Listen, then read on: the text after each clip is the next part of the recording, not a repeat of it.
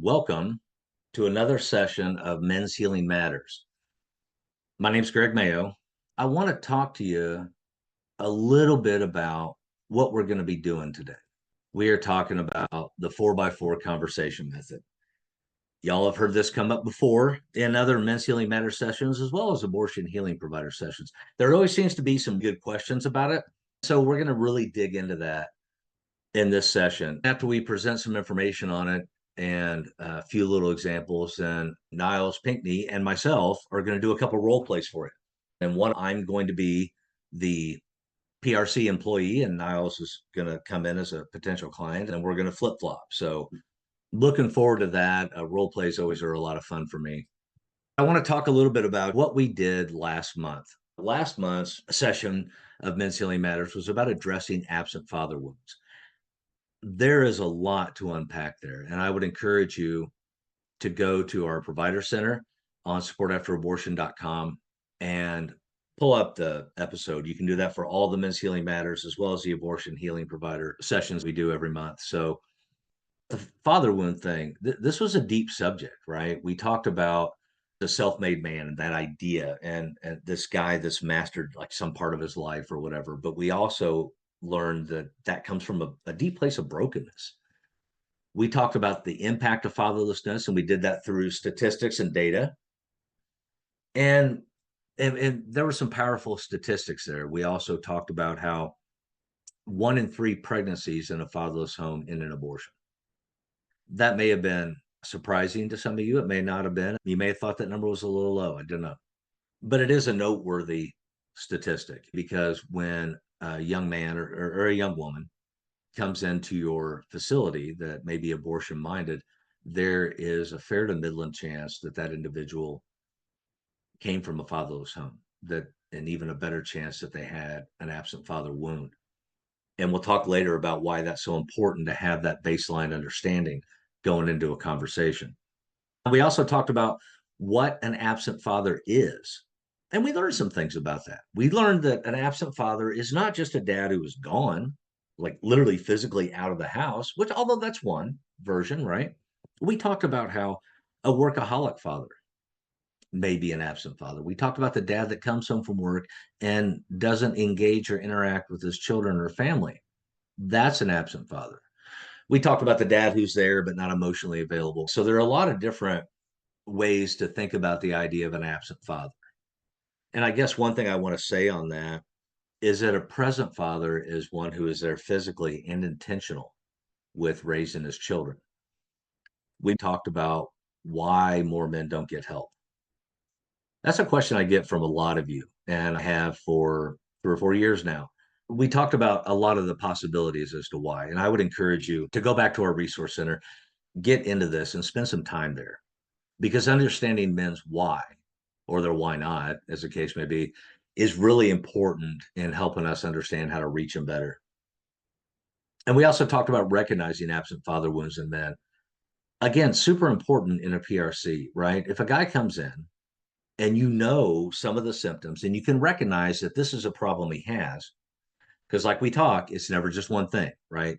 It's never just one thing. There's always a lot going on. And we recognize that he has father wounds. Now we can begin to understand some of the things that are going on with him in whatever sort of crisis, if you will, that he's in at the moment, because things stem back generationally. Then we talked a little bit about the 4x4 question method. I apologize. I've already dropped the spoiler. That's what we're talking about today. But we talked a little bit about it. And frankly, in going over the notes before we presented last month, I realized that I talk about it every month, which is part of the reason we're going to be talking about it in more detail today. Then we talked about how healing might begin and the steps to begin healing from an absent father wound. Again, I would encourage you, if you didn't get a chance to check it out, to go back and look at the session, because there was a lot of good information there that could help. This month, the 4x4 question method, 4 questions wide, 4 deep. Now, I learned this method a long, long time ago in a sales training.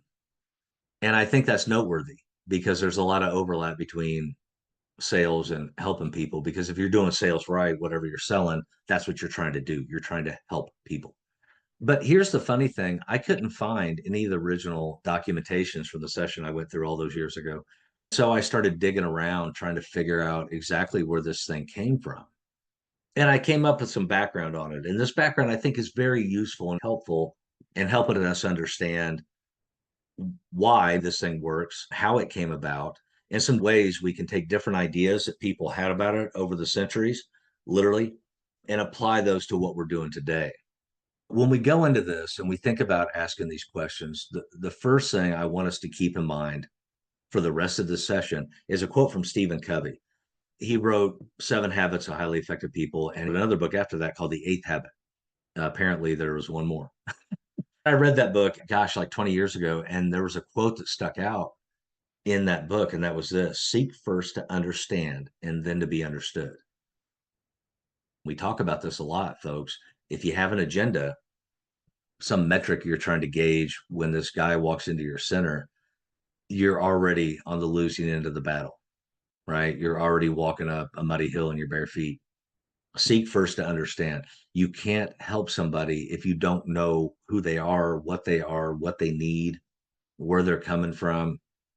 So that's a lot of what this 4x4 question method is about. It's getting to know the man that you're getting ready to serve. We talk about setting aside judgment all the time, setting our biases aside when we talk to somebody. That's what this is about, right? He doesn't need to know what you're going to do for him. He needs to know that you're listening first and foremost. So keep that quote in your mind as we go through. Seek first to understand and then to be understood. Now, you're probably looking at the screen and thinking, why is there a soccer ball and a basketball? Well, stay with me for just a minute on this, okay? Because I think it's kind of relevant. I played soccer and basketball both at a fairly high level in my youth. Obviously, you can look at me now and see I don't play any sports at a high level now. But here's what I want to share about that. Let's talk about basketball first. I was literally born with the basketball in my hand. I'm from Indiana. That's kind of a requirement. I was trained. I remember being 3 or 4 years old and somebody teaching me how to shoot properly, elbow in, the whole thing. And all through school, I had incredible coaches that taught me drill, shooting, rebound. I mean, every aspect of the game. Okay. Now let's set that aside and look at soccer. When soccer came to my town when I was in late grade school, nobody knew a lot about soccer back then in the United States, at least in the Midwest. We had a lot of well intentioned dads coaching that really didn't know a lot about the game. I still played at a very high level by high school and through high school, even having the opportunity to do a walk on tryout at IU, Indiana University, which I didn't do. If you've heard my abortion story, you understand all that already. So I won't go into it. But my point is, I taught myself soccer. I just got it. I'd watch games on TV when I could find them, and I made up my own drills in the backyard. Okay, those two foundational things. Still hang with me for a minute here. This is important. When I got to be a parent and started coaching soccer, because by the time my kids were in grade school, everybody played soccer. I realized pretty quickly I didn't know how to coach soccer. I just knew how to play it. But what I did know was basketball. And after a few years, I started realizing that I could take the concepts of basketball, the drills and all that, and apply them to soccer. And did so with great success. The kids really got it. We even did, if any of you are 90s basketball fans, we did a version of Phil Jackson's motion offense in soccer on a full field, a full pitch, right? And we even integrated that onto defense. It was a beautiful thing. So I took something I'd learned, which was basketball, and I applied it to something to be able to teach it, which was soccer. It's the same kind of thing. The 4x4 method for me came from sales. Now, for some of you, you may think, well, that's sales, and sales is kind of cheesy and sleazy, and it doesn't really apply to helping people. But I want to encourage you that it does, because the whole idea of the method is to get to the bottom of what's going on. Same with soccer and basketball. I hope that makes sense.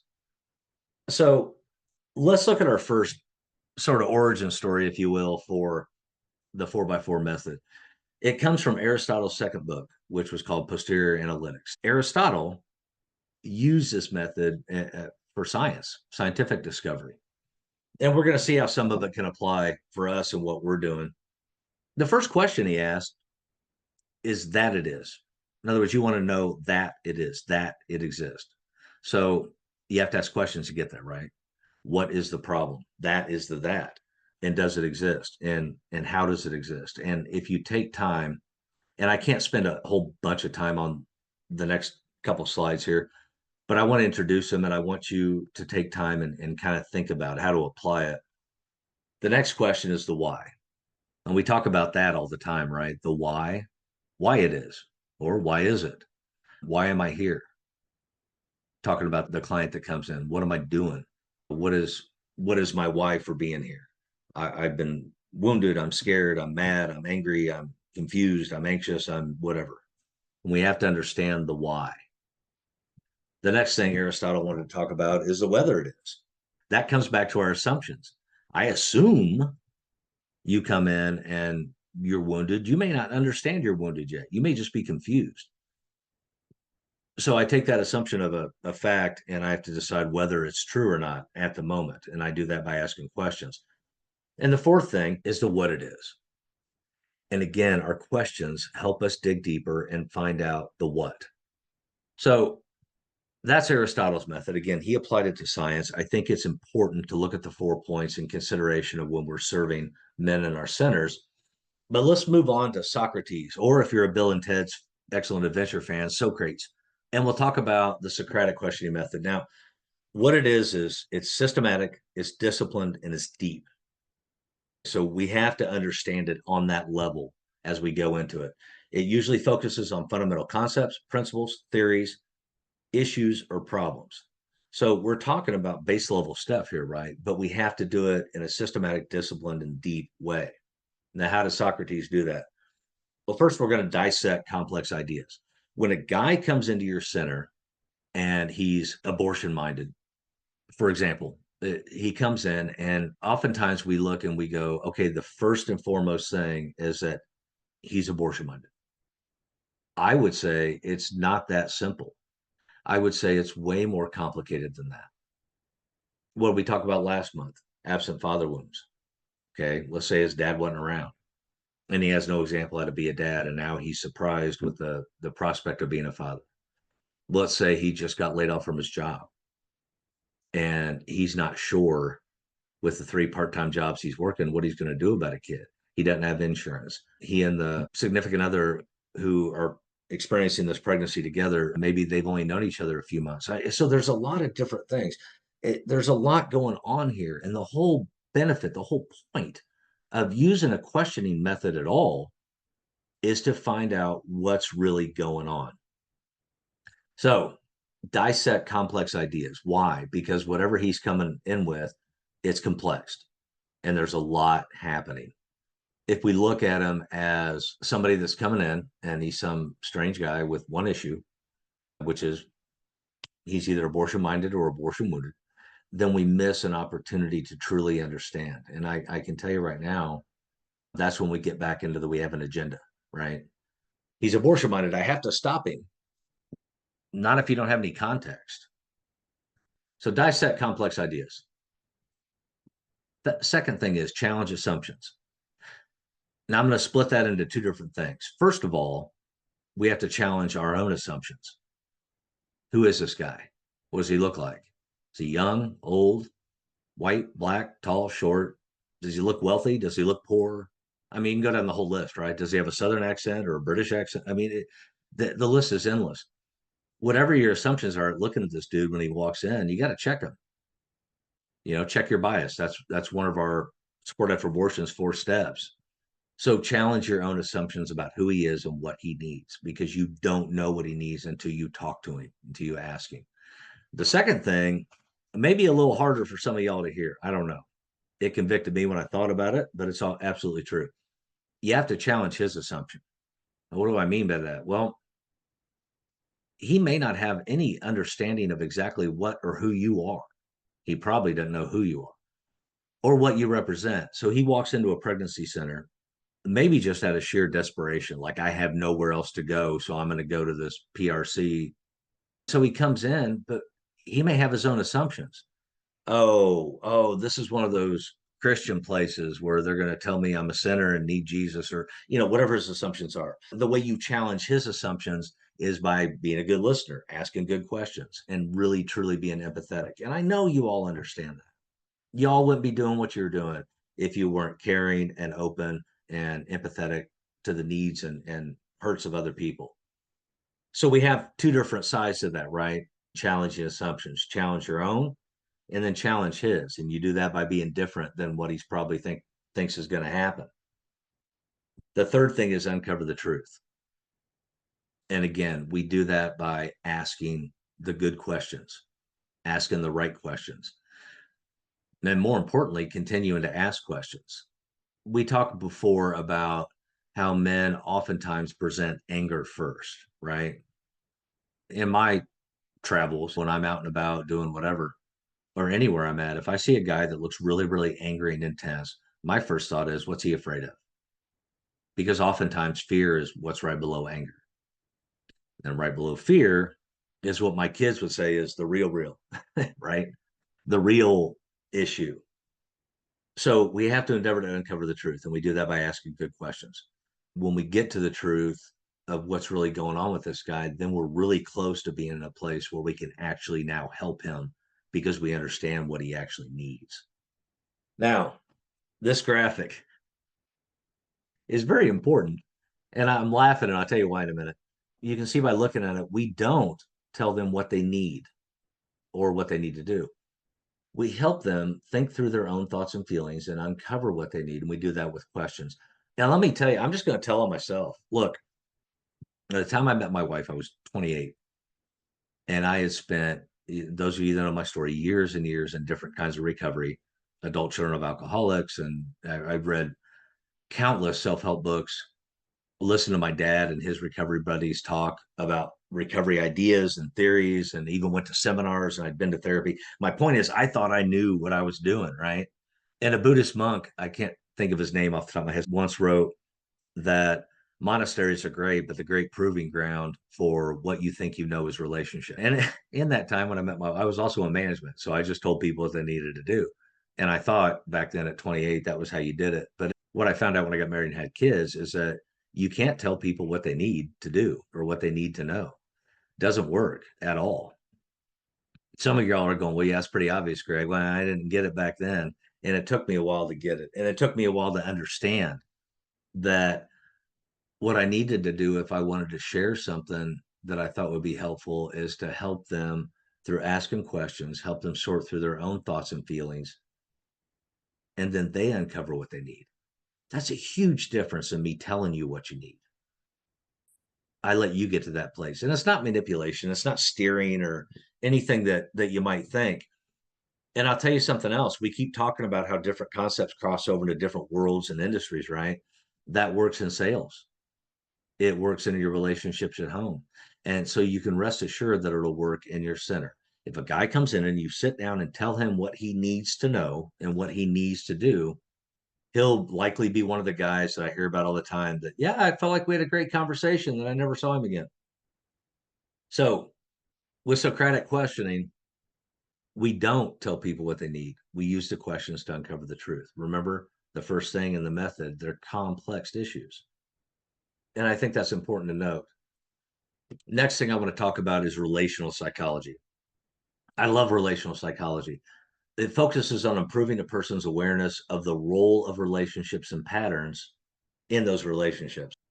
It's not social psychology, which is a study of groups of people and groupthink and how groups interact and all that, but it's a focus on relating to other people, how relationships work, how one can relate. And what I found with this when I was studying up for this session is that they have a game of 3 questions and 3 deep reasons why. Now, I thought this was absolutely terrific. So we can think of it as 3 deep, 3 wide instead of 4 deep, 4 wide, I guess. But they're simple questions, and I want you guys to write these down because I want you to take the time to answer them on your own. Maybe work over them with somebody you trust or a staff member. I would encourage you to take a look at them because when I read the article at kindofmind.org, I sat down with my journal and worked through the exercise. And it was pretty telling to me. Now, they're really simple questions. Y'all ready for this? All right, what's your favorite color? Some of you, when you see that question, always hear the Monty Python and the Holy Grail thing in your head, like me. Maybe not. But what's your favorite color? That doesn't seem like a very deep question, right? But it is, or it can be.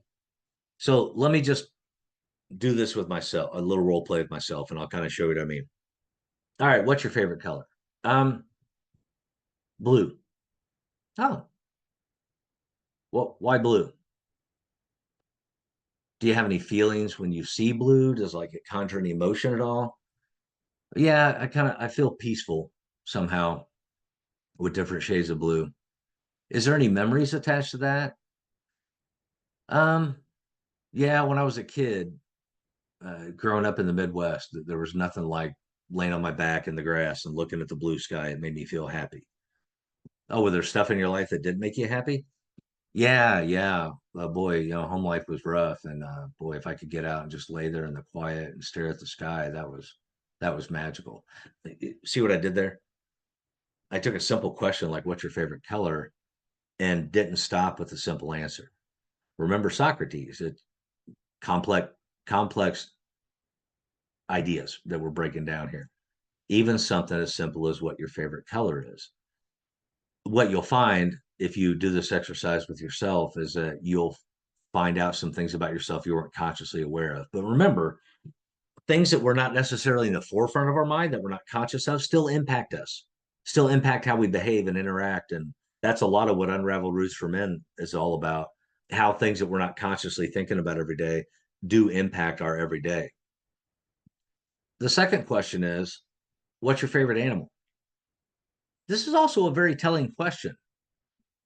Is your favorite animal a bear or a lion, some large predator animal? Well, there's reasons for that you can explore and sort out. My favorite animal is a bald eagle, and it's not just yes, I'm proud to be an American and all that, but it's not a America kind of thing. The bald eagle thing for me is it's a freedom thing, the freedom to fly. Right? When I was a kid, we didn't see a lot of bald eagles in Indiana. There were very few, and so when you saw one, it was like this beautiful thing, this giant, majestic bird, and so again, you ask that question, you explore it deeper. One of the big points of this exercise, I might mention, by the way, is learning how to pick up the cues on the answer for the next question. So we start with innocuous questions and we dig deeper and we find out deeper meaning. The last question, I find this one very interesting. What is your favorite form or body of water? Rain, ice, or mist, fog, that's a form of water.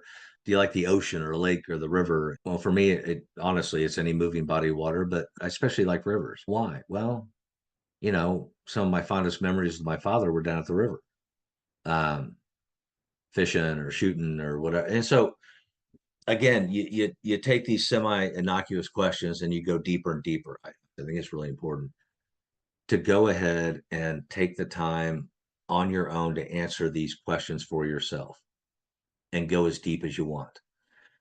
And then if you're so inclined, do it with somebody you work with or a friend or a spouse or whatever. It's really good practice, starting off at a pretty low key area. What's your favorite color? What's your favorite animal? And working into deeper meaning and understanding. I found that fascinating. So we combine those things. We've got Aristotle, we got Socrates, the Socratic method, we've got relational psychology. And we start seeing a picture emerge, right? We combine all these different ideas and methods and goals for what we're doing. And the picture we start to see emerge is how we can use very simple questions to get to very profound meanings. Now, the thing about probing questions, they're very important. It's very important to take the time to ask the next question. That's the only way you're going to find out what the next thing is and get to the real problem.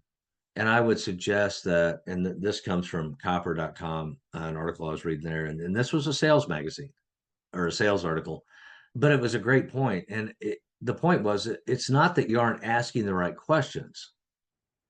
Maybe you are asking the right questions, but it is likely that you're asking them in the wrong way.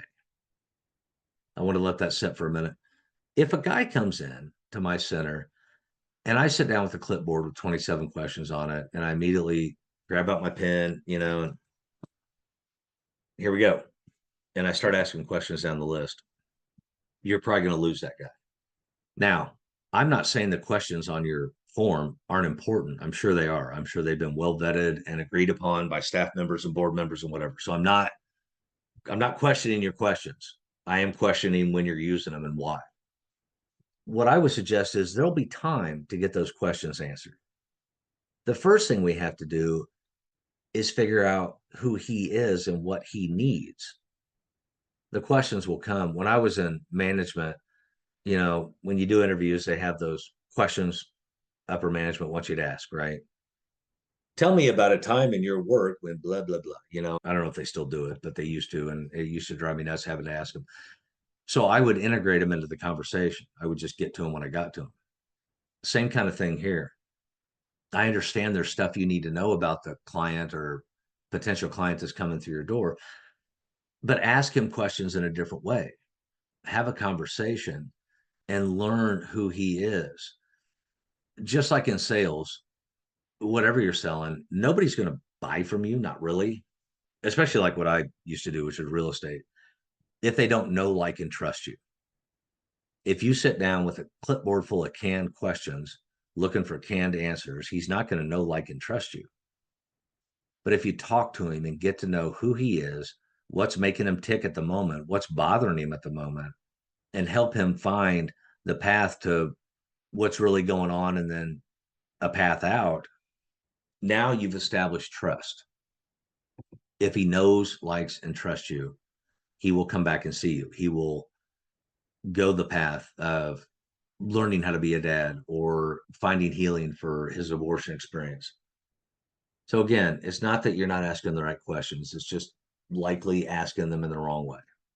And that's not you, me pointing a finger. That's the collective we, shall we say, because we all have to be mindful of that. They provided an example in that article on copper.com, and I just kind of want to share it. The setup is the questioner is an adult male, and the person answering the questions is his nephew. And this is a real innocuous version, but I just want to share it. First question: how was your weekend? Boring. Fairly typical teenage response, right? Well, what made it boring? Well, there was nothing to do. Mom took my computer and my TV. Well, would you like to go to the bookstore and pick up something to read for next weekend? No, I hate reading. Why do you hate reading? See what I mean? It's not, hey, how was your weekend? Boring. I hate to hear that. All right, man. Good seeing you. Why was it boring? Yeah. Maybe why do you hate reading? Well, I don't know. I have to read so much for school. I don't want to read on my free time. Oh, well, I understand that. So what do you like to do? Well, I like to play video games. Okay. You ever gone fishing? I've always wanted to try it. Never have. Oh, would you like to go fishing next weekend? I can teach you. You ever gone hiking? Where I live in Indiana, you ever been to Turkey Run State Park or to McCormick's Creek? You keep asking questions, you get them talking, you get them thinking, you help them find their own solution. Maybe the guy says, I used to ride my bike all the time, but I can't get the tires to stay aired up or the chain broke and I don't know anything about fixing bikes. Oh, well, heck, let's run down to the store and get a new bike chain. Let me help you put it on. If you leave it at the first question and answer, you can see how you've gotten nowhere, right? But if you drill down and if you take your time, again, even something as innocuous as a guy talking to his nephew about how his weekend went, you can find something else going on. Now, Nyles Pinkney's going to come on. Nyles, how you doing? I'm doing well. About yourself? Okay, Nyles, can you introduce yourself and what you do for us for those that haven't met you on here before? Oh, of course. I'm Niles Pinkney. I'm the men's healing coordinator with support after abortion. Been working alongside with Greg and many others, just learning and being able to help and reach out to heal others and healing myself as well. Terrific. And I say it every time, and I'll say it again. We are ecstatic that Nyles is on the team and working with us. He's already proven himself to be an amazing asset. So, Nyles, thanks for agreeing to come on and do this role play with me. No problem. Now, just a reminder for those of you that might have come in late, the way we're doing it, we're doing two different role plays here. The first one, I am going to pose as a pregnancy center employee. Nyles is going to pose as a man coming in who's abortion minded. And we are going to work through the 4x4 question method and see if we can't get to the root of what's really going on. Now, the other thing I want to share with you guys, and this is important, Niles and I don't have a script right now. We met last week and talked through what we wanted to cover and kind of the things we wanted to do in this role play, but we purposely didn't script it out because I want it to feel really natural and authentic and like a real world kind of energy, right? So, with that background and context and understanding, let's begin. Hi, how are you? I'm doing well, just coming in and try to look for some guidance. Oh, okay. Well, my name's Greg. I work here at the center. What kind of guidance are you looking for? So me and my girlfriend right now, we just found out she was pregnant, and I've already have a son myself, and we found out she was pregnant, and we're going through a lot of things. We're just trying to decide if this is the best decision to go through an abortion or not. Well, I fully understand that, Niles. It's a big decision. And you've already got a son, huh? Yeah, he's Hell, he's about 4 years old right now. Just and also I'm in college as well, so I've been kind of balancing that as well as being a student. oh wow. So you got a lot going on. Yeah, pretty much a lot of classes and a lot of extracurricular activities on top of just making sure I can be a great dad and be a great boyfriend and everything else. So does your son live with you or do you live on campus? I live on campus and my son currently stays with his mother and her parents, but I get to see him during the weekends and spend time with him. Oh, that's awesome. What a benefit for you and your son, right? Yes. Yes, it's been a big help also having support system like our parents and her parents and other people around us. But also it's been very difficult because with my new relationship, we find out we're pregnant and it's just kind of we just don't know how to handle it because we're both in school and she's about to go to grad school in another state. So we don't the support system is great for my son, but for this situation where we're trying to decide what to do is kind of difficult. So how much school do you have left? You said she's getting ready to go to grad school somewhere else. I currently have 2 years left of school and I'll finish my second degree. Oh, okay. Terrific. Um, so the girlfriend you mentioned, who's pregnant, I assume she's the one in the other room right now. Yes, she is right Okay. now. She is right now, and she's kind of nervous, anxious. She comes from a Christian household. Her grandfather was a pastor, so she hasn't told anybody or kind of communicated with anybody in her family. So it's really just the two of you kind of talking about it and trying to figure out what makes sense. Yes, pretty much. Already had a consultation. We've already talked to some people in the clinic, and they've kind of given us some information, and we felt it was kind of biased, so we just kind of wanted to get some more information and reach out. Sure. No, that makes sense. The more information you got, the better decision you can make, right? Of course. So let me ask you, how long have you two been dating? We've been dating for about, it feels like a long time, but we've only been dating for about 6 months. Okay. And before the pregnancy came about, had you guys talked about like plans for your relationship or what's next or anything like that? When you're in beginning stage relationship, you're in the honeymoon phase, you're kind of just enjoying the ride, going on dates, and just like enjoying getting to know each other still because you're still in the early stages. She knew about me having a son. I let her know that from the beginning. And this was just kind of thrown on us unexpected because, we're still in the early stages of our relationship. Okay. Yeah, that makes sense. I mean, about the 6 month mark. I, so you guys have talked about it and you've talked about your concerns with her getting ready to go to graduate school and you've got 2 years left and you've already got a son that you're trying to have the best relationship you can with. That's a lot going on. Have you guys talked about what life might look like going forward with the child? We knew it would be kind of difficult because we know she'll be in a different state. I'll be in school as well, but also it'll be difficult because we don't know how her family may react, and we don't know how they'll look at her. And I think that's a main thing we're worried about because, like I said before, she came from a Christian household. Grandfather was a pastor, so it really emphasized getting pregnant and having sex at marriage. Yeah, I understand that. I understand that totally. So have you guys talked to your parents? I've spoken to my mother and she's kind of gave me some kind of background because she explained to me that she had her own abortion experience when she was younger. I honestly didn't know about it till she told me. So my mother's told me she support us regardless. And I mean, as a grandmother, she's like, welcome all kids. She already has my son. So she loves kids. So it's been kind of difficult, but she hasn't been biased. She's just been there for both of us. So you talk to your mom, which is always terrific. Have you talked to your dad at all? Are you guys close? Me and my dad, we have a good relationship. It's kind of sometimes tough because, I don't want to be that guy that says I wish I had like me and my dad spent all the time together in the world. But we've had an up and down relationship, and but I haven't really spoken to him about it because I feel like he won't really give any input or any kind of advice. Um, I guess you won't know till you try, right? I mean, I don't know your pop, but a lot of times dads can surprise us. All right, I'm going to stop. So there in 5 minutes, I found out a lot about Niles. And I felt like Niles during this role play interacted with me like he would legitimately. You do you see that, Niles, or do you think different?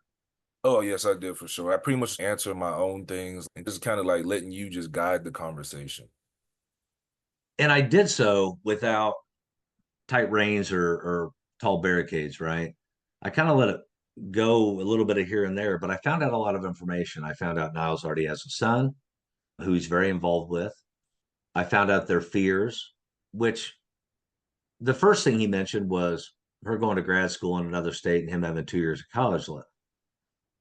But we kept talking, and I just kept asking different questions, just kind of seeing how he would respond. And what we found out is that the biggest concern that I got out of that is her parents. Grandpa's a former pastor, they're Christian. How are they going to react? Is there going to be some kind of shame factor? All that kind of stuff. So if Niles and I would have kept talking, if this would have been real world, my two biggest things would have been her going to school in another state, him having 2 years of college left. And I would have asked him, what are you doing in college? What's the plan? What's your degree? You said you're going to get a second, and try to figure out how important the physical college he's at is at. I mean, that would be a question. But the biggest thing for me in that conversation was he hadn't talked to his dad.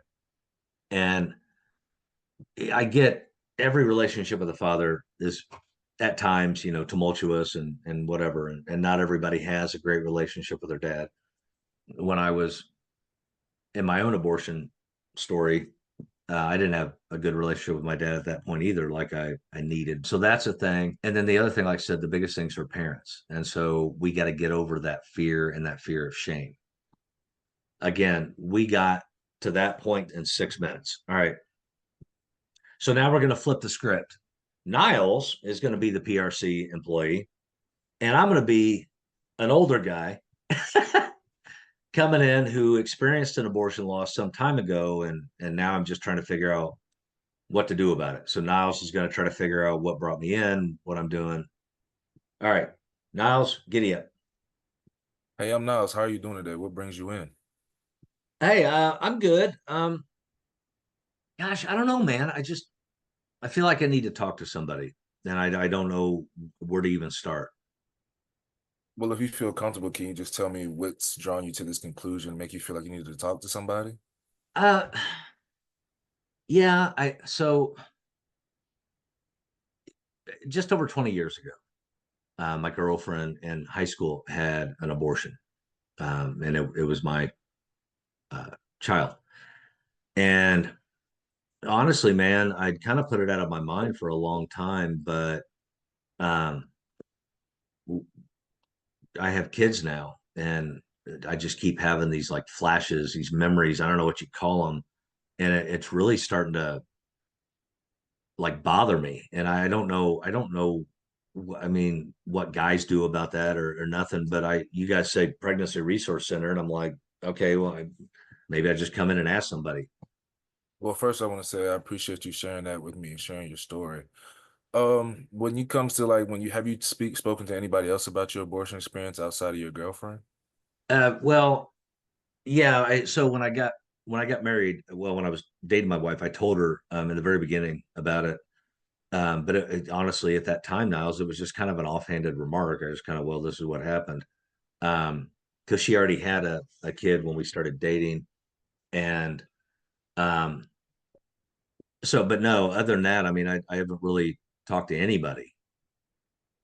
Since you haven't talked to anybody, when you have those thoughts cross your mind, is there anything that helps you kind of just dissect it and kind of think about it some more, or are there certain things you see on TV that make you think about it, or is there any like triggers for you? Uh, wow, that's a great question. Yeah, um, those cheesy like Father's Day commercials and stuff. For some reason, those started hitting me.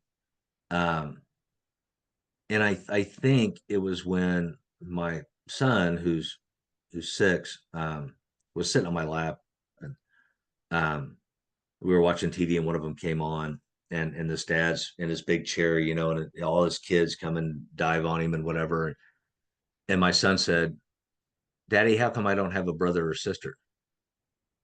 Of course, and that can be very tough because Yeah, just think about that moment. So when you think about that, and that happens, and they ask that question, what emotions like run through you? Do you feel more of it guilt, or do you feel sadness, or is it which what do you feel?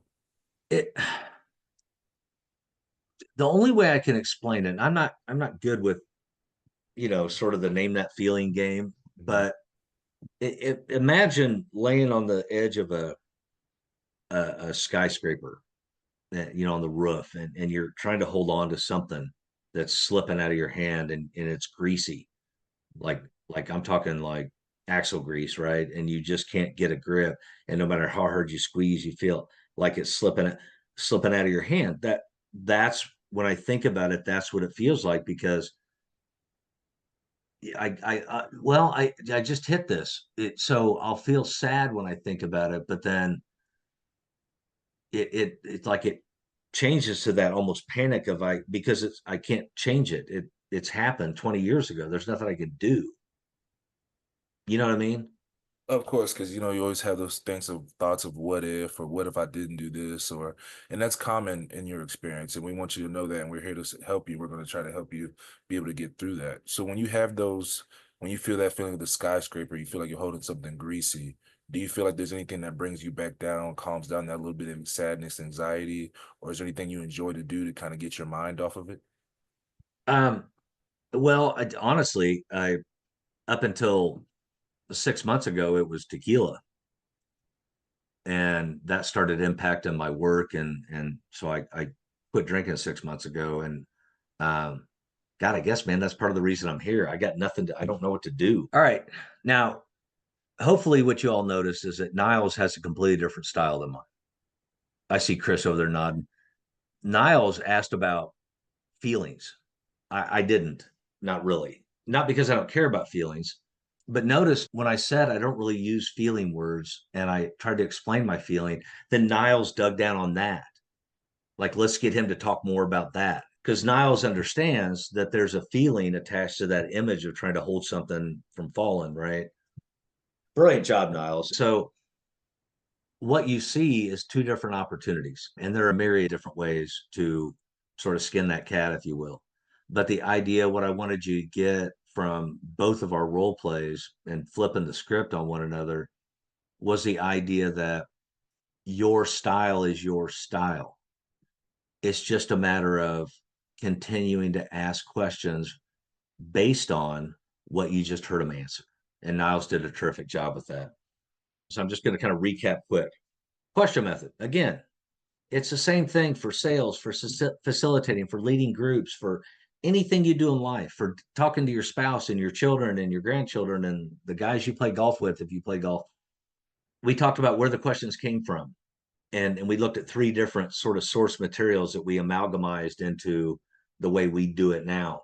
One of them was the Socratic method, one of them was relational psychology, one of them was Aristotle's analytics. We talked about why ask probing questions, and we gave some examples in our role play of what those probing questions can get us to. Hopefully that helps answer some of that. I just want to take a few minutes if we have any questions, um, to go ahead and answer those. How do you realize your style and how to approach the 4x4 method? That's a great question. So, know thyself and to thyself be true, right? You have to know who you are. and how you do stuff. If you're in a position at a PRC or in some other center where you're helping people, you already have a style. Your style is what's important to you. So you really just have to trust yourself enough to be you. You check your bias, like we talked about, and you seek first to understand before you seek to be understood.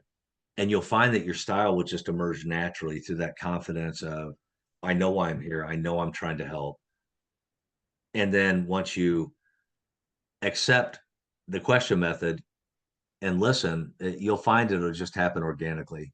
And I know that sounds like I'm dodging the question or not truly answering it, but I'm telling you that is the truth of the answer. When I have tried to make myself function in a way that doesn't work for the way I'm wired, I don't succeed. I did a presentation in a Q&A down in Florida 3 or 4 years ago, and I went completely off of a script, which any of you that know me or have been around sessions I've done, that's really not my gig, right? I just more of a bullet point kind of guy. But I went completely off of a script and I bombed because I wasn't me. So that's just be you and you know who you are. What if you do have somebody and they're bringing a lot in and they're pouring a lot onto you? How do you guide the conversation from there? So that's a great question. At some point, you have to be aware enough to know when you're in over your head. I tell people all the time, I write it in my books and everywhere, and it's not feigned humility, it's the truth. I'm not a licensed clinician. You will get to a point with some people where you're going to have to find a way to hand them off to a clinician, somebody that's a little better prepared and trained to help them with whatever they're dealing with. But I don't want you to be afraid of digging deep with questions because you're afraid you're going to uncover something you can't deal with. It will happen at some point, but it's not the norm. And again, that's just about knowing yourself and knowing what you're capable of. Once you get to a point where they've shared more than you're capable of dealing with, you have got to have people at the ready. You've already got to know who your referral partners are for licensed clinicians, and you've got to get them connected. Not give them a card and say, call this guy, but get them connected. You'll find that they'll appreciate it on a deeper level than you can probably understand